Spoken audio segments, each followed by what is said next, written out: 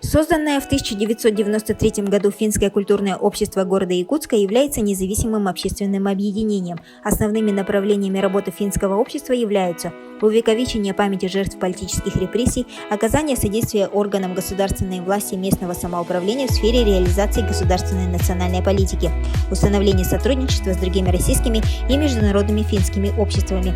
Возглавляет Финское культурное общество Зырянова Раиса Анисимовна. В рамках празднования 70-й годовщины победы советского народа в Великой Отечественной войне Раисой Анисимовной инициирован и выпущен сборник «Родина. Утраченная и приобретенная». В издании опубликованы воспоминания ныне проживающих в Якутске финнов-блокадников, рассказы их потомков о судьбах родителей, депортированных на север страны в годы сталинских репрессий. Она является автором и составителем еще двух сборников «Блокадники Ленинграда в Якутии. Дети блокады», который вышел в 2019 году в юбилейный год 75-летия полного освобождения Ленинграда от фашистской блокады, где собраны воспоминания всех финно-блокадников, проживающих в настоящее время в Якутске.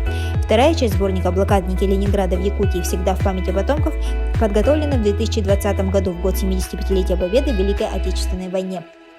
Благодаря вступлению в 2016 году города Якутска в состав Международной ассоциации блокадников, Республика Саха-Якутия получила в дар от Международной ассоциации в 2017 году историческое достояние многотомник 49 томов книги памяти «Ленинград. Блокада 1941-1944 годы» 35 томов. Они пережили блокаду 14 томов. Многотомник хранится в Фонде Национальной библиотеки Республики Саха-Якутия. В информационном пространстве лидер Раиса Зырянова активно представляет финское общество и региональное общество финно-блокадников, члены которого участвуют в мероприятиях регионального, российского и международного уровня и знакомятся с другими российскими национальными обществами.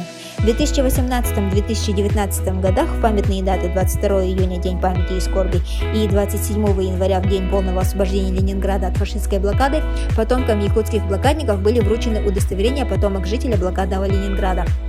В июле 2019 года Антонина Александровна Тюменцева, блокадница Ленинграда, член финского общества, была занята в съемках фильма Андрея Савлачкова, режиссера и автора цикла «Письма из провинции» ВГТРК Санкт-Петербург. В последнее время финны-блокадники часто становятся главными героями газетных полос и радиопередач.